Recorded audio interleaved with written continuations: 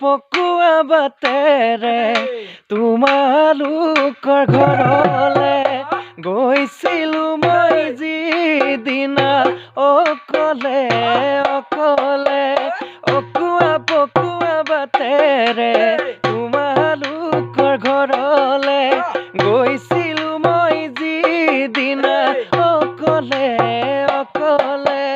তুমি বয়াছিলা নিৰলে তাত মোকে দেখি লগাইছিলা মোৰ বৰষা মাত